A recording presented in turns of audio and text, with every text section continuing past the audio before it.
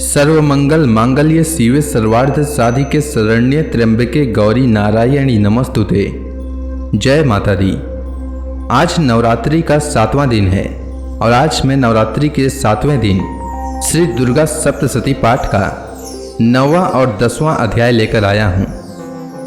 दुर्गा सप्तशती का पाठ नवरात्रि के समय में अवश्य श्रवण करना चाहिए या पढ़ना चाहिए। इससे माँ दुर्गा प्रसन्न होती हैं और सभी मनोकामनाओं को पूर्ण करती हैं। तो आइए श्रवण करते हैं दुर्गा सप्तशती पाठ का 9वां अध्याय।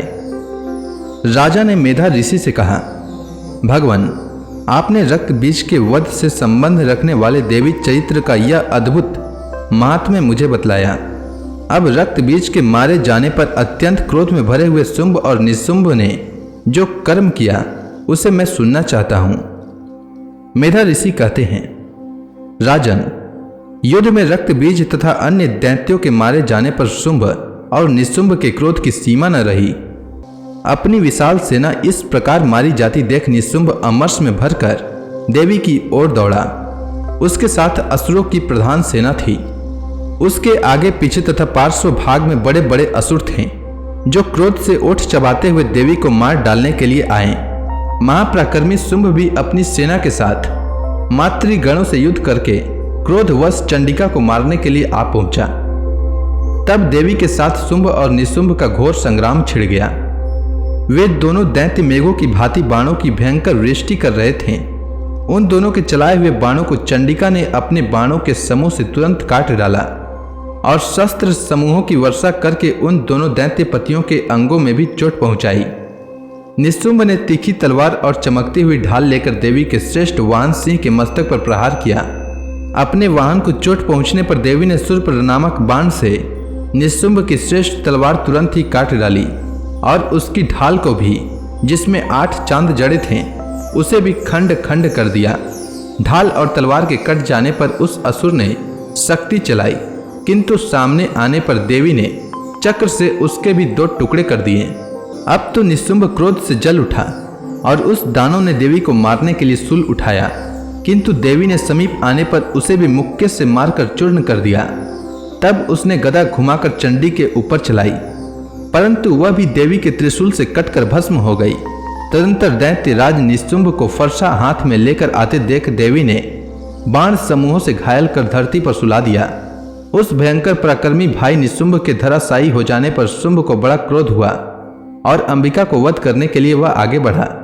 रथ पर बैठे बैठे ही उत्तम आयुधों से सुशोभित अपनी बड़ी बड़ी 8 अनुपम भुजाओं से समूचे आकाश को ढककर वह अद्भुत शोभा पाने लगा।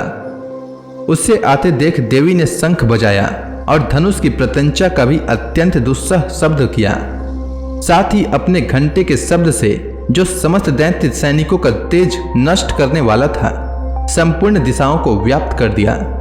तदंतर सिंह ने भी अपनी दहाड़ से, जिसे सुनकर बड़े बड़े गजराजों को महान मद दूर हो जाता था, आकाश पृथ्वी और 10 दिशाओं को गुंजा दिया। फिर काली ने आकाश में उछलकर अपने दोनों हाथों से पृथ्वी पर आघात किया। उससे ऐसा भयंकर शब्द हुआ जिससे पहले के सभी शब्द शांत हो गए। तत्पश्चात शिवदूती ने दैत्यों के लिए अमंगलजनक अट्टहास किया। इन शब्दों को सुनकर समस्त असुर थर्रा उठे, किंतु शुंभ को बड़ा क्रोध हुआ।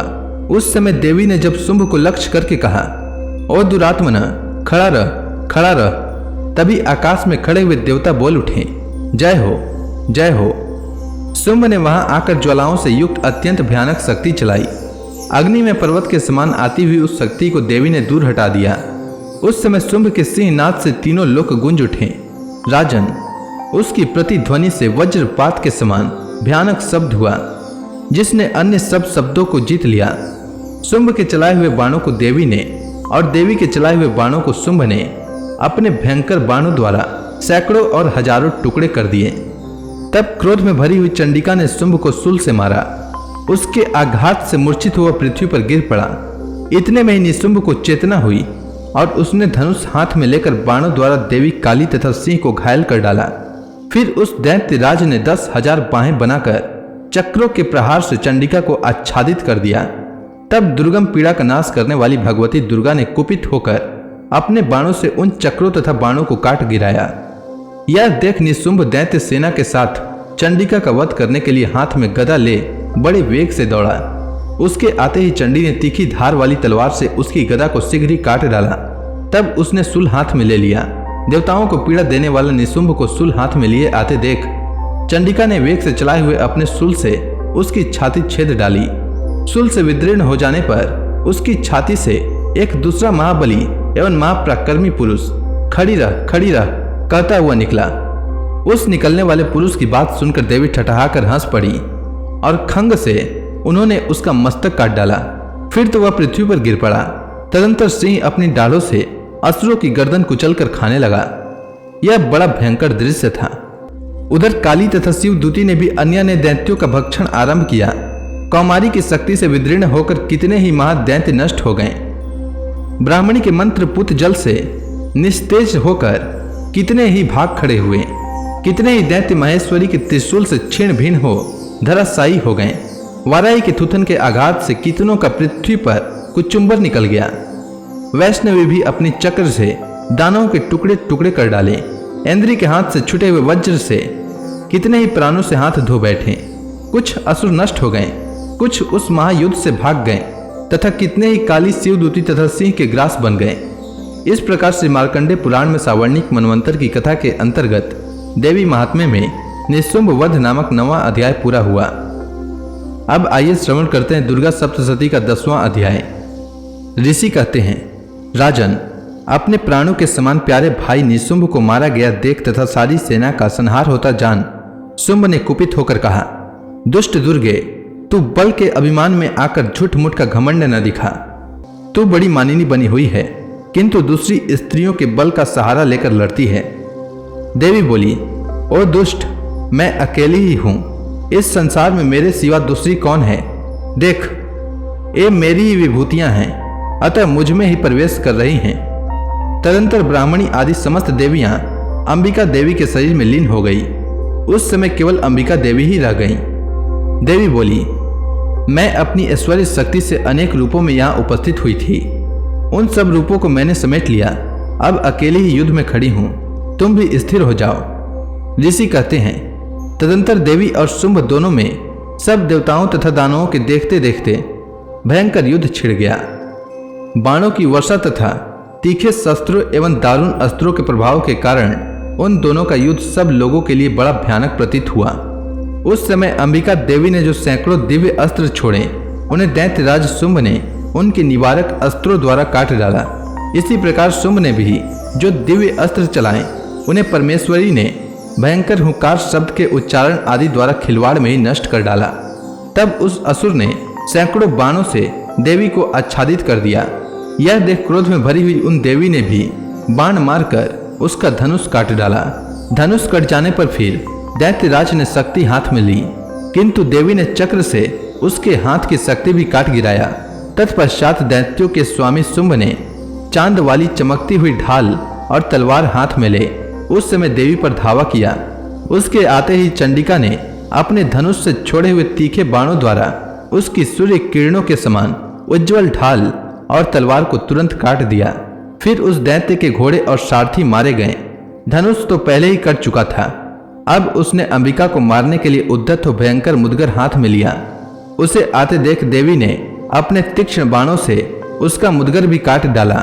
इस पर भी वह असुर मुक्का तान कर बड़े वेग से देवी की ओर झपटा। उस दैत्यराज ने देवी की छाती में मुक्का मारा। तब उन देवी ने भी उसकी छाती में एक चाटा जड़ दिया।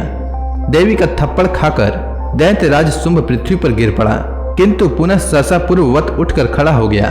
फिर वह उछला और देवी को ऊपर ले जाकर आकाश में खड़ा हो गया। तब चंडिका आकाश में भी बिना किसी आधार के ही शुंभ के साथ युद्ध करने लगी। उस समय दैत्य और चंडिका आकाश में एक दूसरे से लड़ने लगे। उनका वह युद्ध पहले सिद्ध और मुनियों को विस्मय में डालने वाला हुआ। फिर अंबिका ने शुंभ के साथ बहुत देर तक युद्ध करने के पश्चात उसे उठाकर घुमाया और पृथ्वी पर पटक दिया। तब समस्त दैत्यों के राजा शुंभ को अपनी ओर आते देख देवी ने त्रिशूल से उसकी छाती छेद कर उसे पृथ्वी पर गिरा दिया। देवी के शूल की धार से घायल होने पर उसके प्राण पखेरु उड़ गए और वह समुद्रों, द्वीपों तथा पर्वतों सहित समूची पृथ्वी को कपाता हुआ भूमि पर गिर पड़ा। तदंतर उस दुरात्मा के मारे जाने पर संपूर्ण जगत प्रसन्न एवं पूर्ण स्वस्थ हो गया तथा आकाश स्वच्छ दिखाई देने लगा। पहले जो उत्पात सूचक मेघ और उल्कापात होते थे वे सब शांत हो गए तथा उस दैत्य के मारे जाने पर नदियां भी ठीक मार्ग से बहने लगी। उस समय शुंभ की मृत्यु के बाद संपूर्ण देवताओं का हृदय हर्ष से भर गया और गंधर्व गण मधुर गीत गाने लगे। दूसरे गंधर्व बाजे बजाने लगे और अप्सराएं नाचने लगी। पवित्र वायु बहने लगी। सूर्य की प्रभा उत्तम हो गई।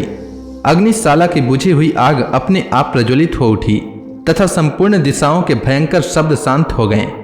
इस प्रकार श्री मार्कंडेय पुराण में सावर्णिक मनवंतर की कथा के अंतर्गत देवी महात्म्य में शुंभ वध नामक 10वां अध्याय पूरा हुआ। अब आगे की कथा मैं कल लेकर आता हूँ। तब तक के लिए दुर्गा महारानी का नाम लेते रहें। तो प्रेम से बोलिए दुर्गा महारानी की जय।